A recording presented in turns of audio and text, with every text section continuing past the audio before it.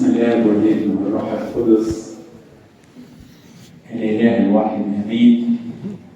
النهارده جه تذكار رئيس الملائكة الجليل ميخائيل رئيس طاقم الكروبين. الملائكة نوعين، نوع اسمه كيروبين ونوع اسمه سيرافين.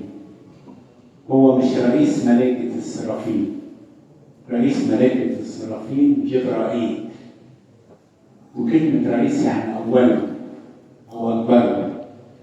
علشان كده الكروبين دول ملائكة الحرب والسرافين دول ملائكة الخدمة، يعني دول ملائكة الحرب ودول ملائكة الخدمة.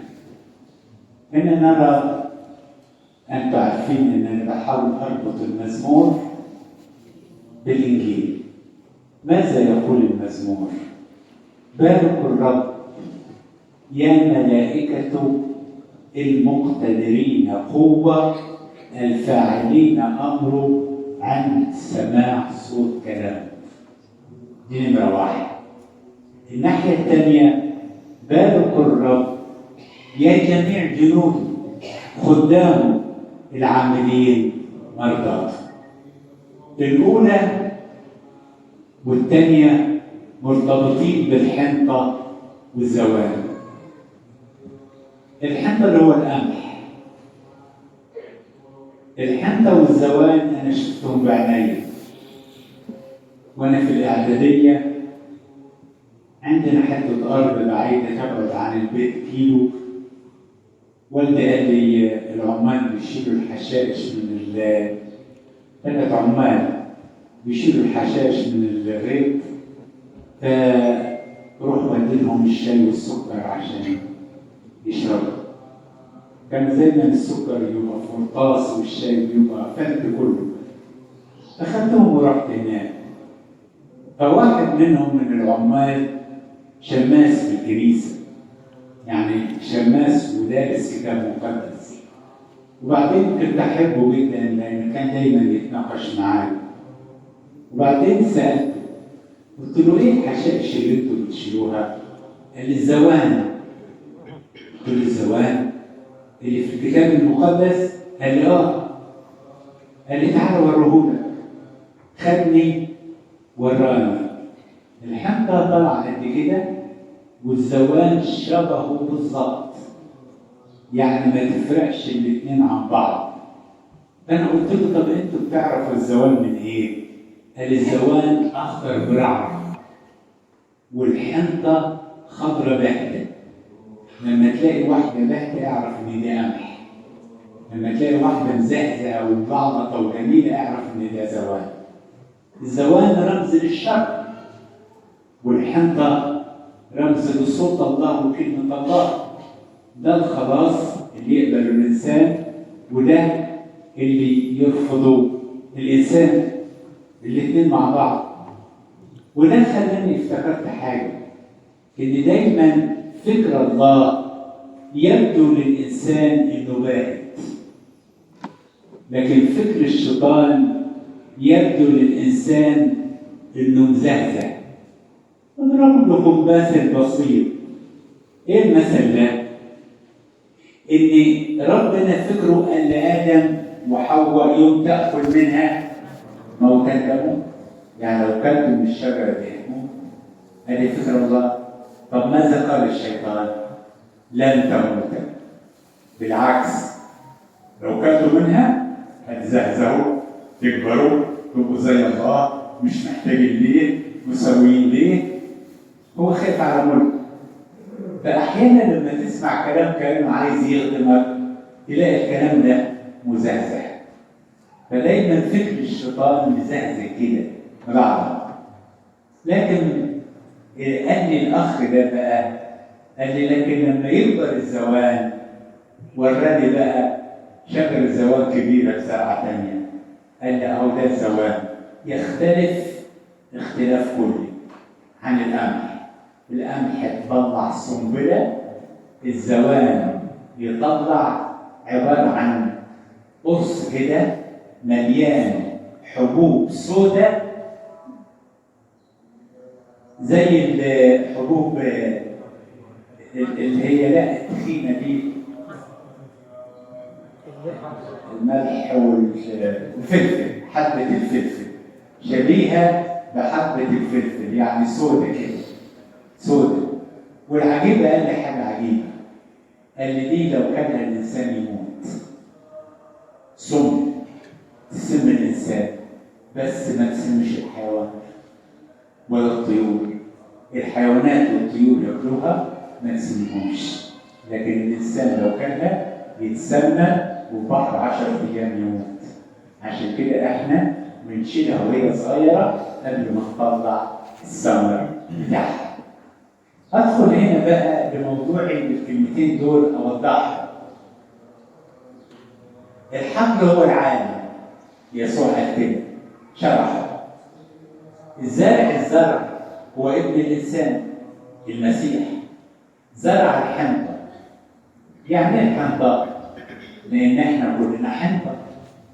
مره التلاميذ بيسالوه بيقولوا له انت بتقول ان المسيح هيموت واحنا نعلم ان المسيح يبقى للابد. فرد عليهم وقال لهم ايه؟ ان لم تقع حبه الحنطه وتدفن وتمت لا يمكن ان تاتي بثمر. فهو لما مات وقام جاب ثمر، يعني الامحايه طلعت سنبله فيها اكثر من 70 امحايه. عشان كده اول ما قام قال لمريم المجدليه اذهبي الى اخوتي، وبقى بكر في وسط اخوه كثيرين يا احبائي. ده القمح. طيب والزوان سموم فكر الشيطان. الشيطان كل هدفه ان يسمم فكر الانسان. فهنا لما جه مسك الايه دي، الاباء اختاروا الايتين دول ليه؟ الجمله دي في الايه 20 و 21.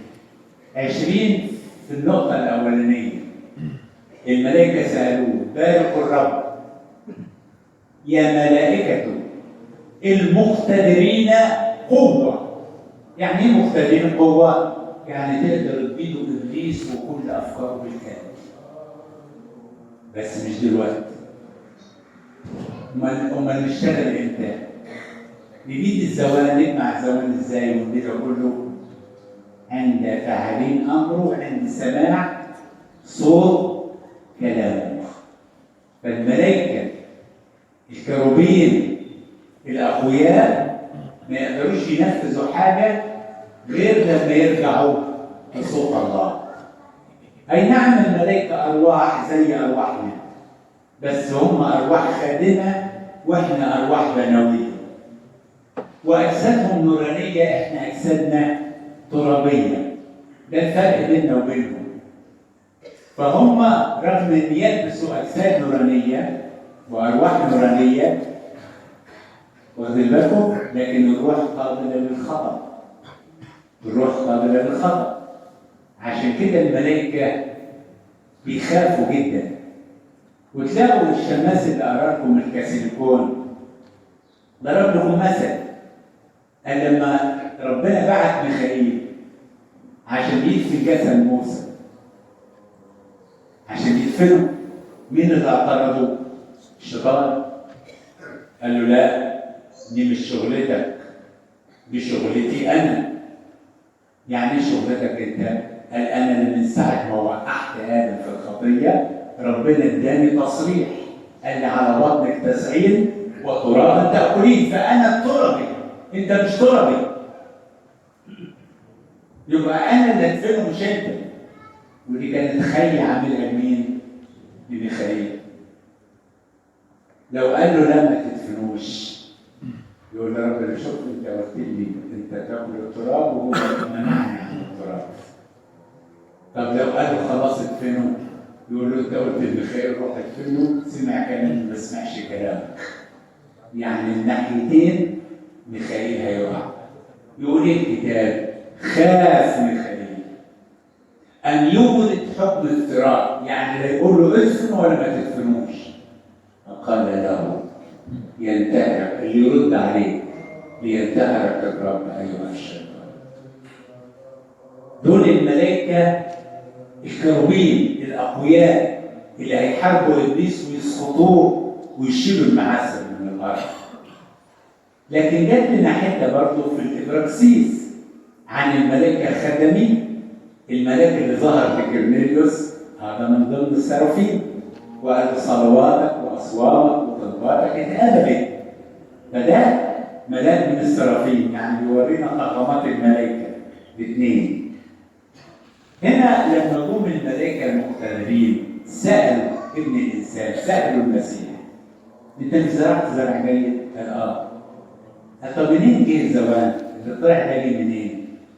ودي تورينا حاجه، ان الملائكه لا يروا الا اللي يسمع به بيهم ربنا. يعني مش الرؤيه لا محدوده، لا رؤيتهم محدوده ومعرفتهم محدوده، لانهم لهم كيان روحاني الاثنين. رد الرب يسوع العدو اللي هو الشيطان، والناس نيام. يعني الشيطان ما بيدخلكش الزوال الا وانت كسلان. نايم يعني كسلان، يعني سهيان. عشان كده ربنا بيقول لنا اسهروا، بلاش الكسل. ما اقول لكم اقول للجميع اسهروا، اسهروا لئلا تدخلوا في تجارب. الشيطان بيجي لك وانت تعبان، وانت في عز ضيقتك. يعني مثلا يلاقي واحد حصلت له مشكله او حصلت له تجربه، يجي له بقى يجي ويجي يعيط، يبكي الشيطان بدموع رهيبه: انت صعبان عليا، ما تستاهلش ان ربنا يعمل فيك كده. ليه انت ليه بيعمل كده ربنا؟ عملت ايه تحت عشان يعمل فيك كده؟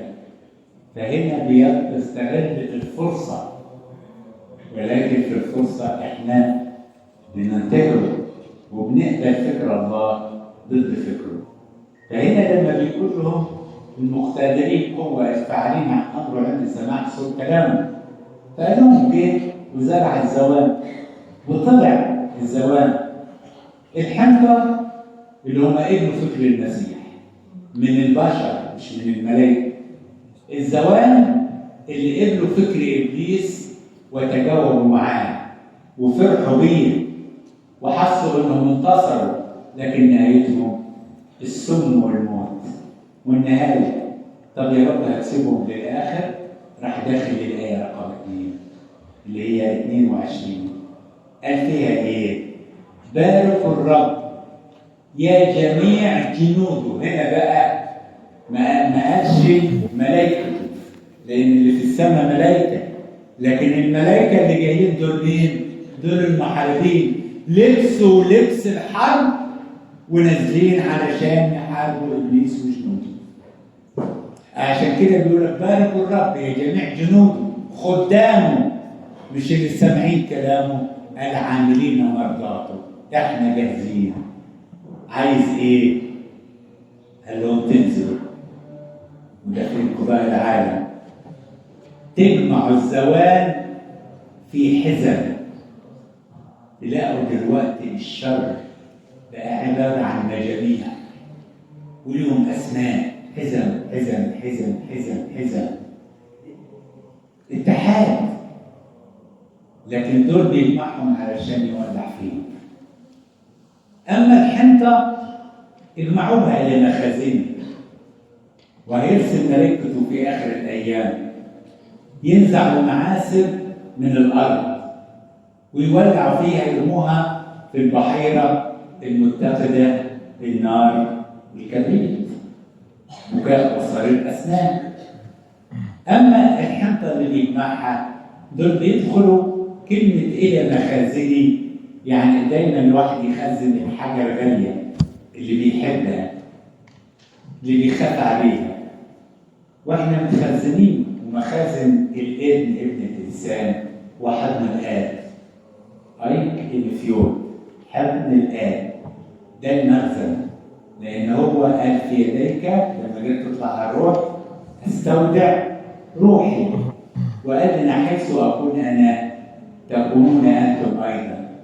فنحن ندخل لحضن الله ونرنم المزمور الجميل اول ما ندخل: الساكن في ستر العلي يستريح في ظل إله القدير.